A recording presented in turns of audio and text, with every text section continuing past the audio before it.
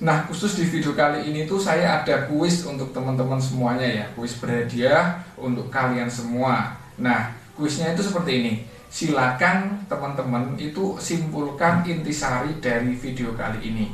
Jawabannya silakan kalian ketik di kolom komentar. Untuk jawaban yang pas nanti akan saya pilih acak 10 pemenang dengan hadiah masing-masing.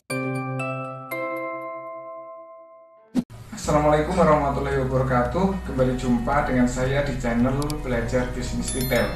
Di video kali ini saya akan membahas kenapa ada toko kelontong atau toko sembako yang semakin hari itu barang dagangannya semakin habis, tapi uangnya itu tidak terkumpul. Terus kemana ya barang dan uangnya tersebut? Apakah hilang, diambil orang, atau ada hal lain yang tidak kita ketahui? Kita bahas tuntas di video kali ini. Saya akan cerita pengalaman saya sendiri ya, waktu dulu awal buka toko. Saya pun pernah mengalaminya ya, setelah berjalan hampir setahun, barang dagangan itu semakin sedikit jumlahnya, tapi uang yang ada di laci, uang yang diputar itu juga ikut semakin sedikit. Nah terus semuanya itu kemana? Pertanyaan besar waktu itu, kemana uang dan barang dagangan tersebut?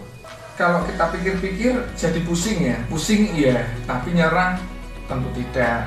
Kemudian sebelum berlanjut terlalu jauh, di saat saya sudah merasa ada yang kurang beres nih dengan toko saya, maka saya lakukan evaluasi besar-besaran.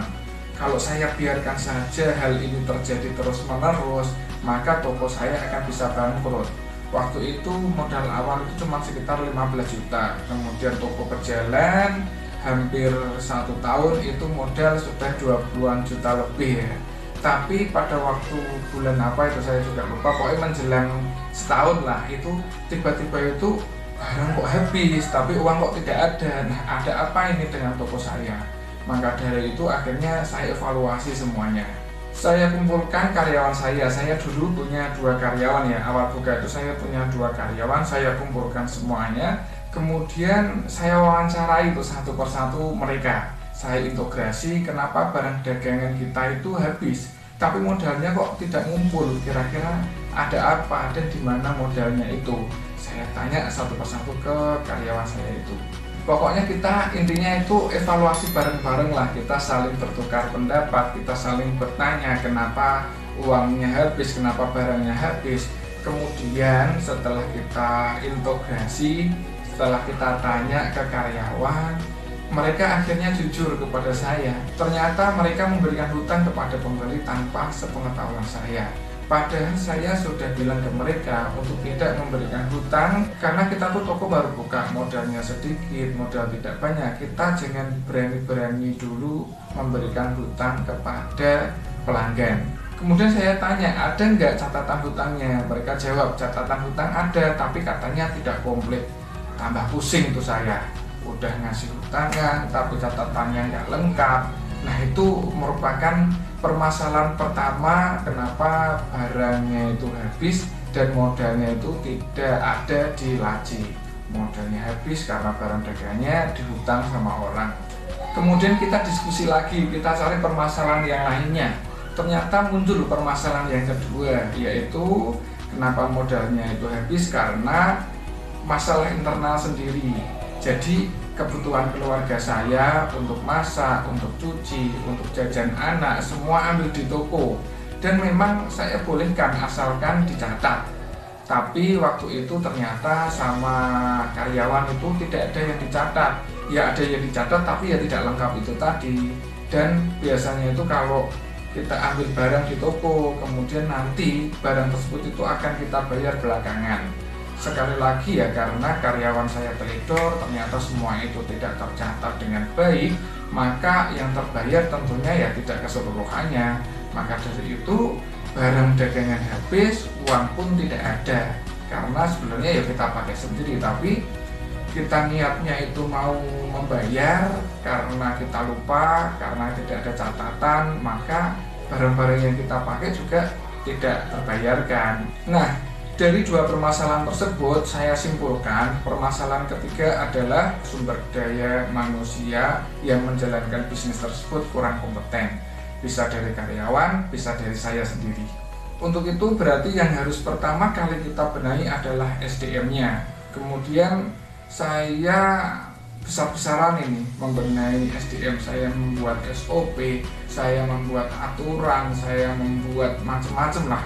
Yang penting mereka harus mau menjalankannya, seperti penataan produk harus bagaimana, cara input barang ke komputer itu harus sesuai, stok of-num barang dan lain-lain. Karyawan saya itu 2 orang itu harus mau menjalankannya. Tapi ternyata karena memang SDM yang nggak berkompeten, mereka menyerah di tengah jalan, teman-teman semuanya.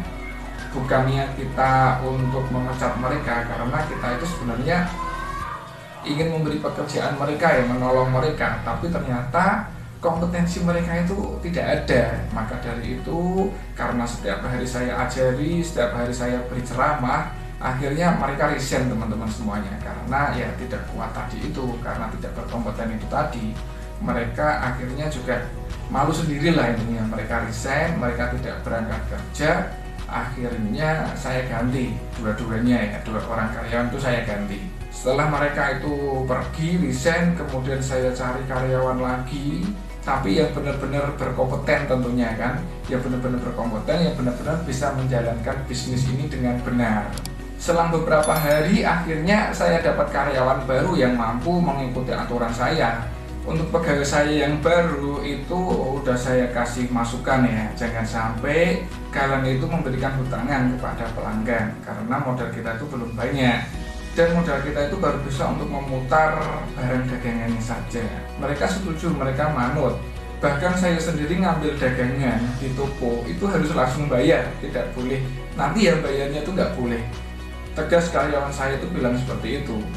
Berani dia, misalkan ini ada anak saya mau ngambil jajanan, suruh pulang dulu, minta uang ke ayah, minta uang ke ibu. Ya memang kita tuh perlukan karyawan yang seperti itu, tidak melunjak, tidak, karena memang itu sudah aturan SOP, mereka juga harus melakukan aturan itu. Akhirnya dari omset yang stagnan ya, yang hampir 1,5 tahun di 700.000 per hari, kemudian setelah saya punya karyawan baru itu bisa naik omsetnya, semakin naik menjadi 2 juta sehari hanya dalam waktu singkat. Nah, terlihat sekali ternyata SDM itu sangat penting dalam bisnis toko sembako atau toko kelontong.